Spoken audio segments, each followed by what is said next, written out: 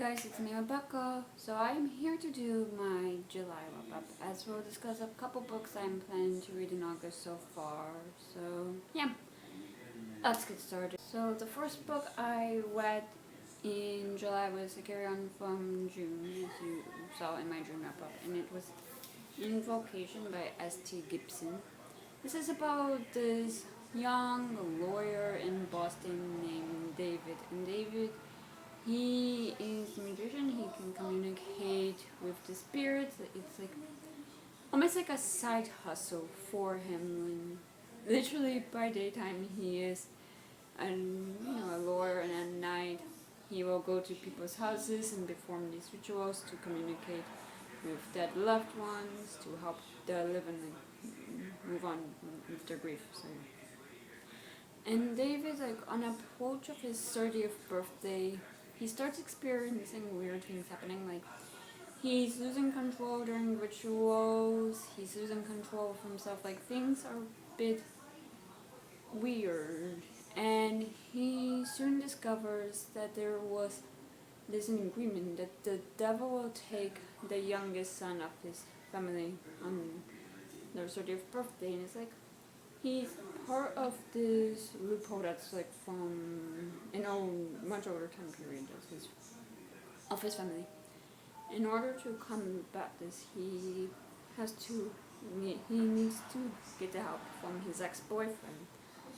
And in order to do that, he needs to get to his ex-boyfriend's wise wife, Maura.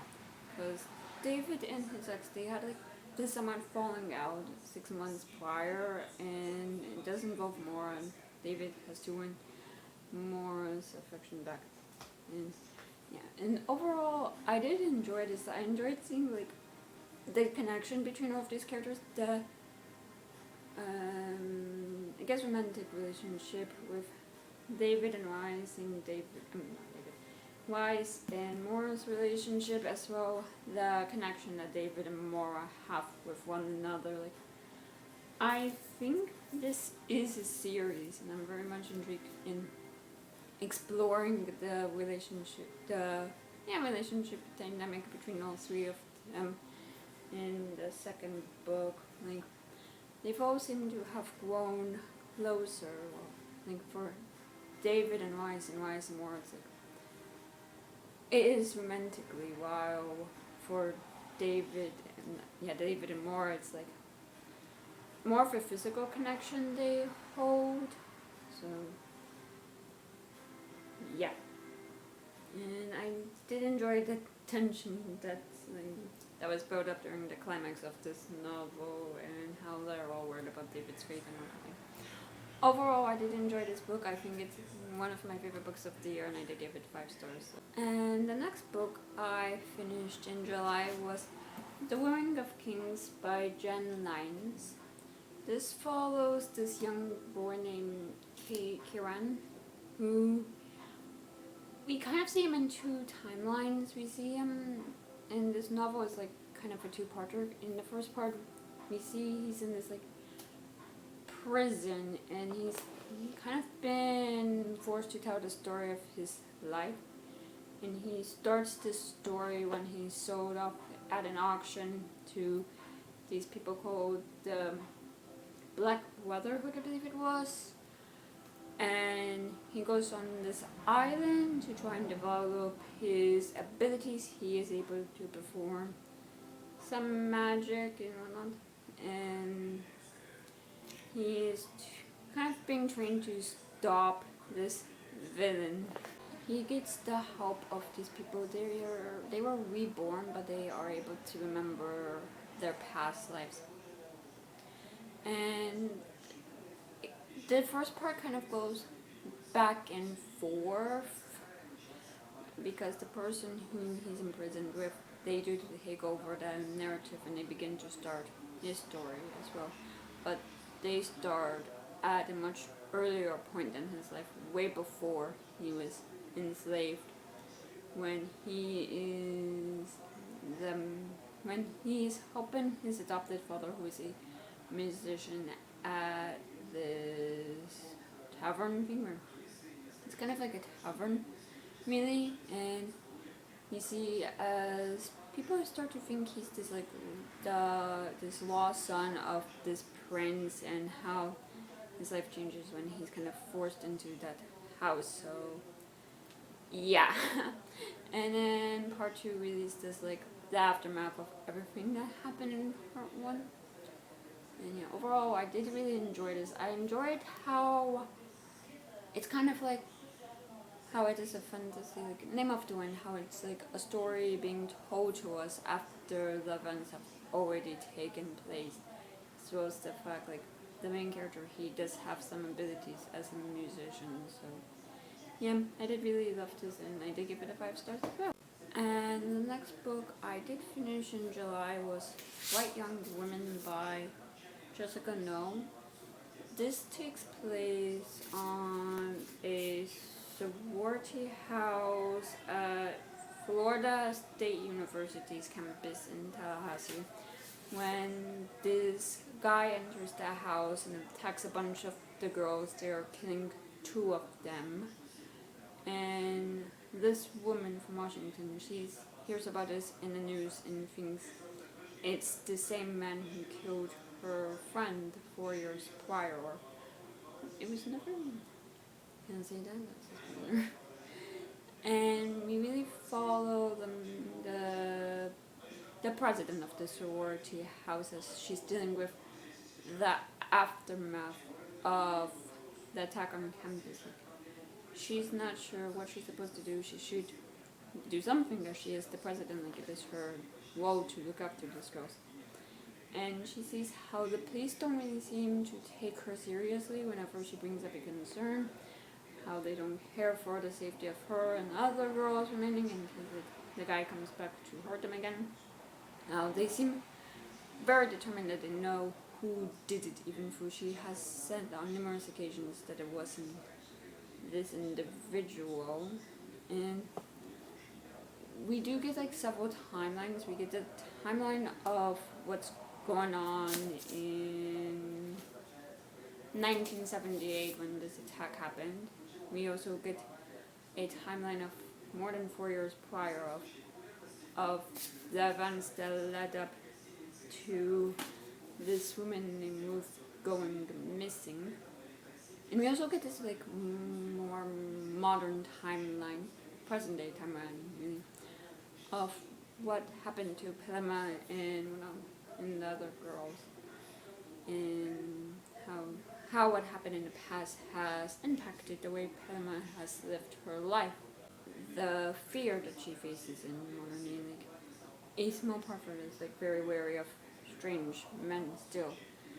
And yeah, we see how the police they are not the best at doing their job, like either because of if it's election season, like what's happened in Tallahassee, like the police they were so determined to put the nail in a coffin for one guy even though it wasn't him because it's election season now. In Colorado, when the suspect was previously arrested and imprisoned for murdering a bunch of girls, the police there were corrupted in Vita. Like they all left opportunities for this man to escape because he was good looking, and even in his trial he defended himself to show that he is smart even though he did not go to a great law school. He faked his application. Like, he's not as brilliant as he's making himself out to appear, and even the judge thinks he was a bright young man. And I did like how she refuses to give him a name. She just calls him the defendant. Like, she just calls him his title and all of this. Like, she refuses to give him more power than the media have already given him. Like, he has the power over these girls. He's the one people are going to remember. The men, young women are going to worship because he was a good-looking young man. So, yeah. And yeah, and that's where the media did paint him as a victim, try to help him this because, well, it's a good story. Like, it's going to make people's careers go up. So, yeah, overall, I did enjoy this. Yeah, that's not the best word, but overall I did enjoy my experience reading this novel, and I did give it a 4. And the next book I finished in July was Foundry Side by Robert Jackson Bennett. We started this novel by following this thief named Sonia. I never learned how to say her name, I apologize. As she is pulling off this heist of taking this box from a safe, and when she opens the box, she reveals a key, and it is like causes of a lot of chain of events to kind of go off. And we see more about her past, how she was a slave on the plantation, and in this world there are something called skiving, where it's like you try and control objects by running specific skives on them. And in this world it's kind of it's illegal essentially to try and skive a human being, because humans, like, they're not like everyday objects like a book. They're like, they do think and they do have minds of their own, and they're more than this one thing, whereas objects, well, are this one thing. But the people on a plantation, they wanted to try and control Sonia and make her think of herself as an object. Like, they didn't want her to think herself as human at all. So they put this like plate in her head as Christ, but the only thing it did was like heighten her awareness of all objects. Like, she has sensitivity towards clothing because she can tell the history of the clothing. She uses this object with her theory by finding a loose rock in a stone wall or something to help her escape. And you see with the chain of events how there's this individual who once become a god essentially, and how it's up to her and a bunch of other people to try and stop them. And yeah, I did enjoy this overall. I had a fun time with it, so yeah, I gave that a 4 stars. And the next book I read was Tender is the Flesh by Augustina Basturake, and it was translated from the Spanish by Sarah Moses. This is about a world where there's this virus that caused animals to go mad, and it kind of prevented everyone from being able to eat meat. And scientists and doctors, they said that humans were like lacking some vitamins and whatnot from eating meat, so the government allowed it so that certain human beings were allowed to be consumed. And yeah, we follow this one guy named Marcos, and he wants this animal processing plant, and he's really only doing this because he needs money. And initially it was because his father, who went mad because of the fact that things have changed in society, and we've resorted to cannibalism, and eventually his father's condition went into dementia. How he needs to pay for the nursing home his father's in, and then we see later how it's because of that IVF treatment he and his wife have had to undergo, and it's this put him in a lot of debt, and it seems like. And Marcos, he receives this female specimen that as a gift, and he keeps her like chained up in a barn, and he's not sure what to do with her. Like, he doesn't slaughter her, but he just leaves her there. And we follow his day-to-day really, as he's like going around showing the processing of human meat, and how the whole process is, how they're killed, how they're cut up, what happens to them, how things have changed in society and whatnot. And there's a lot of interesting things that happen in this book to me. For me, I really enjoyed seeing how the media was used as this tool to convince the public that eating meat would give them the benefits that they were lacking. How a doctor who went against what the big companies, what the government wanted to say, like they would say, the doctor would say that thing that would contradict the government and the big companies one time, and then more doctors who come and say what the government and the big companies wanted them to say, wanted the public to think. And we also see how the public is influenced to behave a certain way. We see Marcos' sister, how she tries to put on a show to society that she's a good member of society. Like, she eats meat, she does what she has to do, she doesn't go outside without an umbrella because there is a fear that a bird will poop on her and spread the disease. And we see, like, when their father dies, that she tries to show that she was a good daughter. She and her family visit him in the nursing home, and even though they didn't, even though she didn't, like, it's all for show, really. And yeah, and I also enjoy seeing how humans, we exploit one another for greed, whether that is food, like we take those who are less desirable or from society and we consume them, and it's as well how society views us, and as well having children, because Marcos and his wife, they did struggle having kids, and they did have a son who died from, it seems like a sudden infant death syndrome, maybe.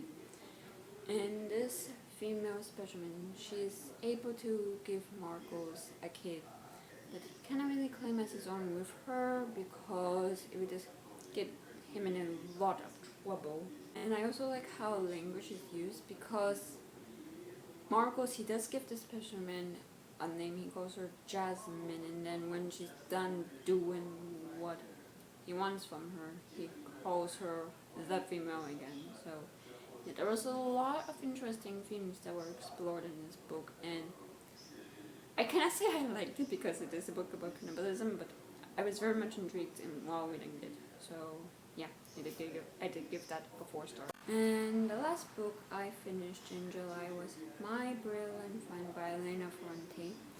We follow these two girls who are growing up in Naples in 1950s in this quite violent neighborhood. And we see how they grow up from very young girls to young women. I think in the end of the first book they're about 16ish. And we see how the influence of their neighborhood have affected them.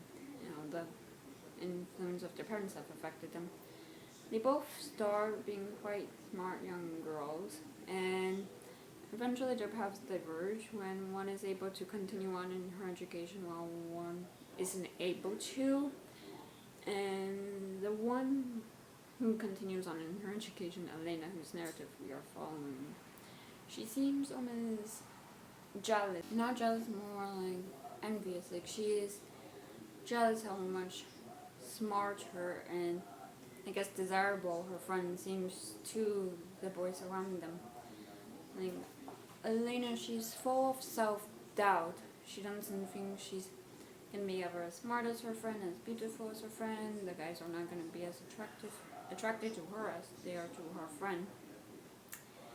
And her friend seems to try and constantly show that she's better than Elena. Like Lila, her friend's name, will take out books on the languages Elena's learning from the library before Elena has the chance to study them. And we see how it seems that Elena is always behind Lila. I think Lila's always 10 steps ahead, always doing better than Elena in the beginning. But eventually their paths do diverge, with the fact that Elena is able to continue on in her education while Lila is not. And see how Lila, she's almost accepted the fact that she's not gonna be in a better position than the neighborhood. Like, she's accepted that it's gonna be expected of her to settle down, get married, have kids, and then work in her husband's business for the rest of her life. And she goes down that path, while Elena's still going down the path of being educated and whatnot. And I also liked seeing how we do follow a period of them when they are starting puberty and how much it scares them, how they're like, what is this? This is weird when it comes to their own bodies. Like, their own bodies kind of become unfamiliar to them. And as well, we also see how toxic their friendship is, because Elena, she seems to rely more on Lila than Lila relies on her. Like, Lila's more independent than her. Now, but and as well, we see the jealousy, envious of their relationship. So, yeah. Overall, I didn't enjoy this, and I don't know. I also like seeing how the violence in their neighborhood did affect them, because with Elena, like when she's out of this neighborhood and in other parts, like she sees how beautiful the other parts of Naples where they live are, how beautiful the people are, and it's like she's excited for this. Like, she wants to get out of this neighborhood, out of the violence, while Lila's this content. Like, Lila has been stuck in the neighborhood and hasn't been given an opportunity to leave, while Elena does. So, yeah, I mean, overall, there's a lot in that book for me to unpack. So, sorry if that was a mess, but yeah, overall, I did give it a 4-star and I did enjoy it. I'm gonna continue on that series. But yeah, that's all of the books I read in July, and a couple books I'm planning to read in August so far. Everything else I read in August will be in my August wrap-up. But next, I am wanting to try and read 100 Years of Solitude by Gabriel Garcia Marquez. And this tells the story of the rise and fall of this town called Macondo, through the history of the Biondia family. And yeah, I think it's like magical realisms in here, and a lot of weird stuff's gonna happen in here. I'm not entirely sure, but yeah, I'm very much intrigued to see how this one goes.